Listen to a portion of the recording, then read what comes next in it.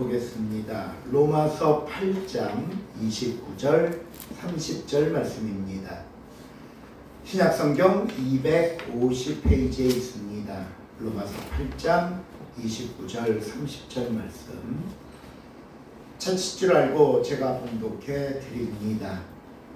하나님이 미리 아신 자들을 또한 그 아들의 형상을 본받게 하기 위하여 미리 정하셨으니 이는 그로 많은 형제 중에서 맏아들이 되게 하려 하심이라.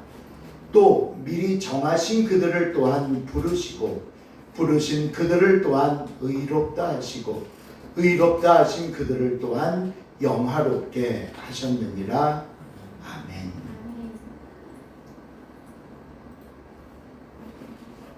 오늘은 지난 시간에 이어 구원의 서정 두 번째 시간인데요.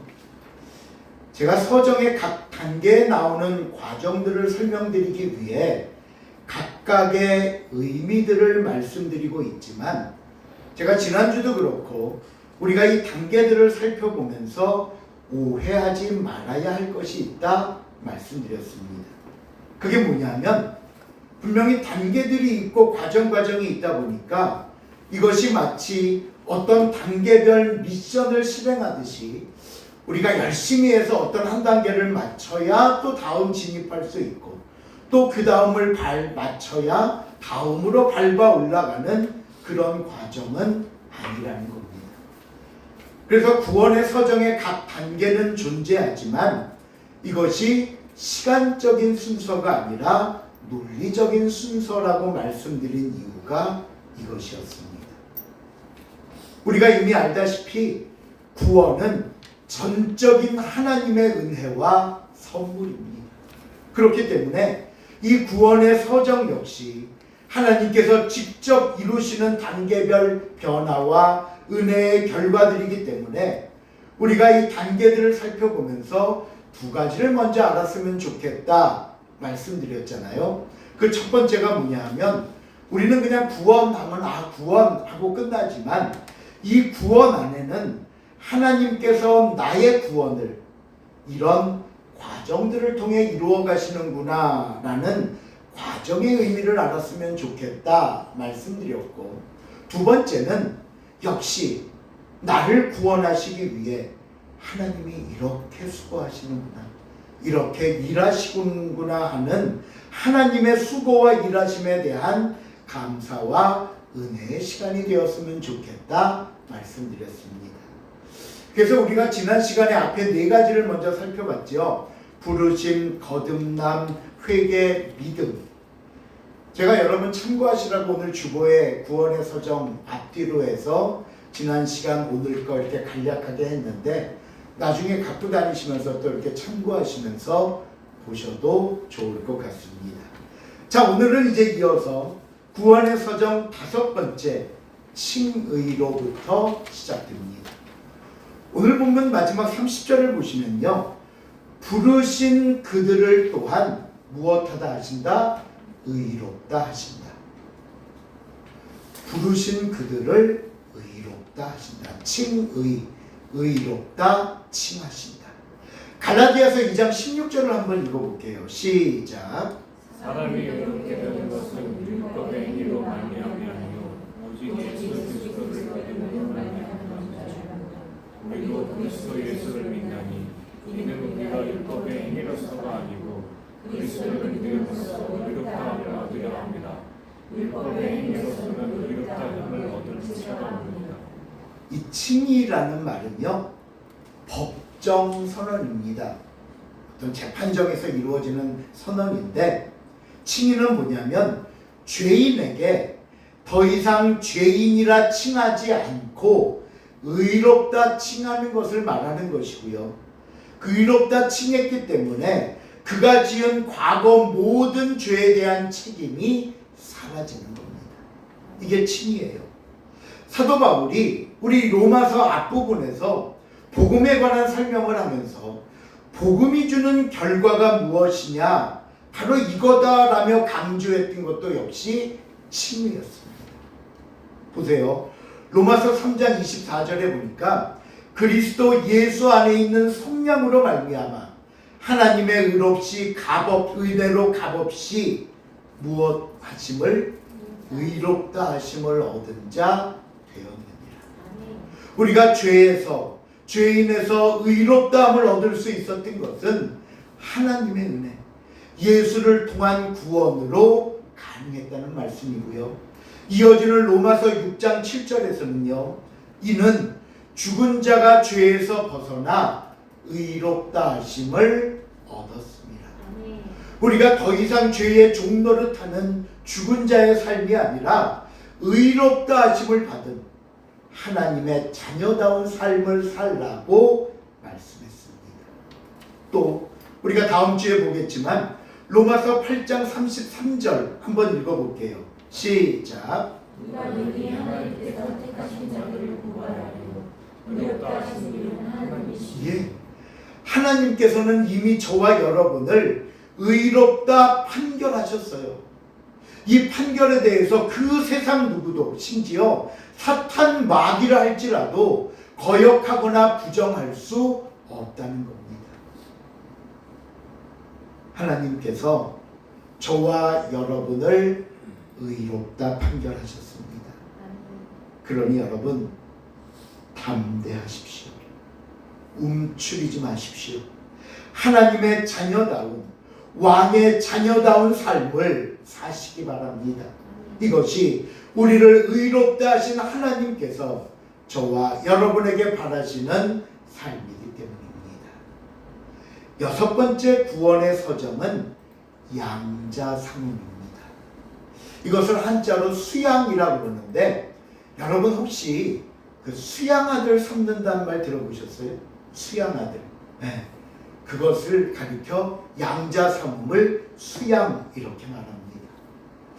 오늘 저와 여러분이 하나님을 아빠라 부르고 아버지라 부르고 내가 하나님의 자녀가 되었다고 자신 있게 말하고 확신하는 이유가 뭡니까? 그냥 내가 부르고 싶다고 부르면 끝이에요? 내가 자녀라고 확신하면 끝이에요? 아니요. 바로 구원의 서정 가운데 이 양자삼음이 있기 때문입니다.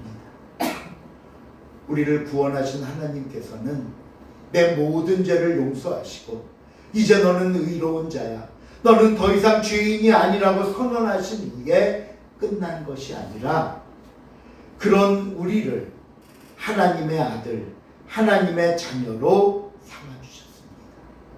그래서 사도 바울이 로마서에서 앞부분에는 복음을 통한 칭의를 설명하고 나서 바로 전 시간까지 우리에게 계속 강조한 게 뭡니까?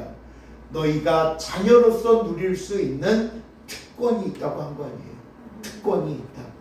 가장 먼저 우리는 하나님을 아빠라 부를 수 있는 특권이 생겼습니다. 여러분 분명히 기억하십시오. 하나님 아저씨가 아니라 하나님 아버지입니다. 아저씨 아니에요. 아버지예요. 또 하나님의 자녀가 되었으니 아버지의 상속자가 되었습니다. 예, 왕이신 아버지를 따라 예수 그리스도와 함께 왕노릇하는 권세도 받았습니다. 비록 세상에서 고난을 당하지만 우리의 고난이 하나님을 모르는 사람들의 고난과 다른 게 하나 있습니다. 그게 뭐냐면요, 우리 지난 시간에도 봤지만 이사야 43장 1절을 보면요, 내가 너를 지명하여 불렀나니 너는 뭐다? 내 것이다. 그렇게 말씀하시고 나서, 내 것이라고 말씀하시고 나서 이어지는 2절에 이런 말씀을 합니다. 읽어볼까요? 네가 시작. 내가 물과 건너는 사이에 내가 너와 함께할 것이다. 강을 건널 때에 물이 너를 침몰하지 못할 것이며 내가 불과 건너지 않을 때에 다투하지 아니할 것이요 불꽃이 너를 사르지 못하리니. 분명히 내 것이라고 했음에도 불구하고 우리에게 뭐라고 말하냐면 네가 물 가운데로 지날 때가 있을 거야. 강을 건널 때가 있을 거야. 불 가운데 지날 때가 있을 거야 하십니다. 이것은 우리가 살면서 겪는 고난을 의미합니다. 하지만 이런 상황에서 성경은요, 하나님의 것이라 일컫는 저와 여러분에게 뭐라고 말씀하는 줄 아십니까? 내가 너와 함께 할 것이다. 물이 너를 침몰하지 못할 것이며 네가 불에 타지도 않고 불꽃이 너를 사르지도 못하리라. 물론 우리도 고난 앞에선 두렵습니다. 고난 앞에 걱정도 됩니다. 예, 자신도 없습니다. 하지만 여러분, 이거 하나만은 분명히 기억하십시오. 우리의 고난을 이미 다 알고 계신 아버지께서, 그리고 내 그 모든 아픔에 대해 분명히 해결해 주실 수 있는 능력 또한 가지고 계신 아버지께서, 그리고 무엇보다 저와 여러분을 자녀 삼으시고 우리를 너무나 사랑하시는 아버지께서 감당 못할 시험과 고난은 주시지 않는다고 했습니다. 감당 못할 건 안 주세요. 또 시험 당할 즈음에 피할 길을 주셔서 능히 해결하고 승리하도록 축복하시는 겁니다. 여러분, 이것이 하나님의 자녀가 된 저와 여러분이 누리는 특권인 줄로 믿으시기를 바랍니다. 구원의 서정 7번째 과정은요, 성화, 거룩하게 되는 겁니다. 성화란 거룩하게 되는 겁니다. 그리고 이 거룩이라는 말의 의미는요, 구별되었다는 겁니다. 죄로부터 구별된 삶, 세상으로부터 구별된 삶이 하나님이 원하시는 거룩입니다. 물론 하나님을 모르고 죄 가운데 살 때는 우리가 죄의 노예로 죄와 연합한 삶을 살았습니다. 그러나 이제는 죄에서 벗어나 의롭다 하시는 선포를 받았고 하나님의 자녀가 되는 권세를 누리게 되었습니다. 그렇다면 여러분, 우리가 이제 자녀가 되었는데, 이제 자녀로 의롭다 칭함을 받았는데, 과거 세상 사람으로 살 때와는 달라야 하지 않겠습니까? 그렇죠? 지금 이 세상과 이 세상 사람들과는 구별된 삶을 살아야 하지 않겠습니까? 그렇다면 우리가 어떤 방법으로 거룩해질 수 있을까요? 어떤 방법으로 거룩함을 또한 유지할 수 있을까요? 디모데전서 4장 5절에 보니까요, 그 방법과 비결을 이렇게 말씀합니다. 시작. 하나님의 말씀과 기도로 거룩하여 하십니다. 딱 두 가지입니다. 말씀과 기도. 우리가 거룩한 삶을 사는데 이 둘 말고는 없습니다. 없어요. 그런데 우리는 자꾸 다른 것을 통해 나의 거룩함을 증명해 보이려고 합니다. 흔히 세상이 말하는 기준, 세상 사람들이 말하는 가치관으로 거룩을 말하려고 합니다. 그러다 보니까요, 나는 뭐 교회를 얼마나 다녔냐는 둥, 나는 성경 지식이 어느 정도 있다는 둥, 나는 뭐 어떤 직분을 갖고 있다는 둥, 나는 얼마나 열심히 수고한다는 둥, 물론 중요합니다. 없어서는 안 되지요. 하지만 여러분, 분명한 사실은 이것이 나의 거룩함을 증명하는 게 아닙니다. 하나님께서 우리에게 주신 말씀이 거룩하게 되는 방법입니다. 이 말씀 안에 하나님의 지혜가 있습니다. 말씀을 통해 살아야 할 방법을 깨닫고 용기와 위로를 얻습니다. 그리고 무엇보다 말씀에 전적으로 순종하려고 몸부림치는 구별된 삶이 있는 겁니다. 기도는 하나님께서 자녀들에게만 주신 특권입니다. 구하면 들으신다고 했고요, 너희가 얻지 못함은 구하지 않기 때문이라고 말씀하셨습니다. 여러분, 오늘 저와 여러분의 시간 속에 얼마나 말씀과 기도의 시간을 가지고 계십니까? 주님 앞에 설 때까지 평생을 말씀과 기도를 통해 거룩해지며 성화의 길을 걸어야 한다는 사실을 잊지 마시길 바랍니다. 그렇다면요, 우리가 언제까지 성화의 삶을 살아야 되는 줄 아십니까? 그것은 저와 여러분이 세상을 사는 한평생을 말합니다. 주님 앞에 가는 그 순간까지를 말씀하는 것이고요. 지금 오늘 이 시간을 비롯해 저와 여러분의 삶과 시간이 바로 이 성화의 기간인 것입니다. 그래서 제가 예전에 한번 이런 말씀 드린 적 있죠. 우리의 삶의 목적과 목표는 행복이 아니라 거룩이라고. 행복해야 합니다. 그러나 하나님 없는 행복은 거짓이고 위선입니다. 즐거워야 합니다. 하지만 죄로부터 얻는 즐거움은 중독이고 파멸일 뿐입니다. 그러므로 여러분, 가장 먼저 거룩하기를 힘쓰십시오. 내 삶이 하나님의 말씀과 기도로 물들여져서 정말로 내가 무엇을 먹든지 마시든지 무엇을 하든지 하나님의 영광을 위한 삶이 되어야 할 것입니다. 8번째 구원의 서정은 성도의 견인입니다. 이 말은 뭐냐면요, 우리가 이 세상을 사는 동안 하나님께서 우리를 붙잡고 가십니다. 절대로 우리 인생 중에 하나님께서 포기하거나 놓으시거나 버리시지 않습니다. 한번 하나님의 자녀가 되었으면 영원합니다.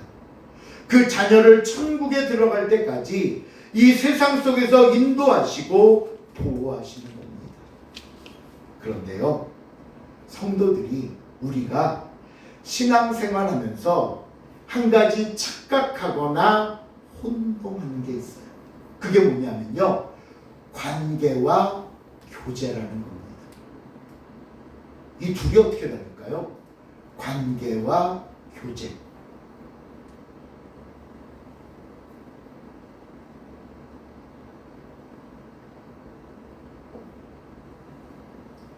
한번 하나님과 우리가 아버지와 자녀라는 관계가 맺어지면 절대로 취소되거나 끊어지지 않습니다. 이게 관계예요. 그런데 교제는 다릅니다. 아무리 부모와 자녀라도 때로는 경우에 따라 사이가 좋을 때도 있고 좀 나쁠 때도 있잖아요. 그렇죠? 그렇다면 교제가 나빠진다고 관계가 끊어집니까? 자녀가 부모의 속을 썩이고 말을 안 들을 때는 부모와 자녀의 관계가 끊어져 있다가 다시 말 잘 들으면 자녀의 관계가 이어지는 겁니까? 아니잖아요. 한 번 맺어진 부모와 자녀의 관계는 변하지 않습니다. 뭐 말 잘 들을 때는 100% 관계였다가 좀 말 안 들으면 야, 너 오늘은 80%로 떨어졌다. 야, 오늘은 영 엉망인데 한 20%만 부모와 자녀야. 이러지 않잖아요. 하나님과 우리 사이도 마찬가지입니다. 사람들은요, 내가 하나님과의 교제가 멀어지면 하나님의 자녀라는 관계도 멀어지거나 깨지는 줄 아는데 아니에요. 한번 아버지는 영원한 아버지고 한번 자녀는 어떤 자녀다? 영원히 자녀다. 제가 이렇게 한번 설명을 드려볼 거예요. 저 한번 이렇게 따라해봐 주세요. 이렇게 손을 한번 이렇게 한번 해봐 주세요. 그냥 왼손이래요. 왼손. 제가 좀 까탈로워서. 자, 오른손으로 이렇게 왼손에 이렇게 손목부분 한번 잡아보세요. 조금 여유 있게 이렇게. 우리는 내가 하나님을 붙잡고 가는 줄 압니다. 그러다 보니까 내가 어떤 이유가 돼서 손을 놔버리면 교제도 멀어지고 끊어질 뿐더러 관계도 끊어진다고 생각합니다. 이게 우리의 생각이에요. 하지만 아니에요. 때로는 다시 내가 손을 잡고 가기도 하지만 하나님께서도 나를 잡으십니다. 비록 어느 순간은 내가 하나님의 손을 놓는다 할지라도 나를 잡고 가시는 하나님의 손은 영원히 놓지 않습니다. 영원히. 나는 뿌리치려고 하고 나는 놓고 나는 멀어져도 아버지는 안 놔요. 그러기에 하나님은 우리를 버리시지 않습니다. 관계가 끊어지지도 않습니다. 다윗이 시편 139편에서 바로 이걸 이렇게 찬양하며 고백합니다. 같이 읽어볼까요? 내가 시작. 내가 주의 영을 떠나 어디로 가며 주의 앞에서 어디로 피하리까. 내가 하늘을 올라가서도 거기 계시며 수월의 내 자리를 들어가며 거기 계시니 내가 새벽 날개를 치며 바다 끝에 가서 거주할지라도 거기서도 주의 손이 나를 인도하시며 주의 오른손이 나를 붙드시리다. 이것이 하나님과 우리의 관계입니다. 하나님은 이 변함없는 관계를 통해 우리를 이끌고 계시는 것입니다.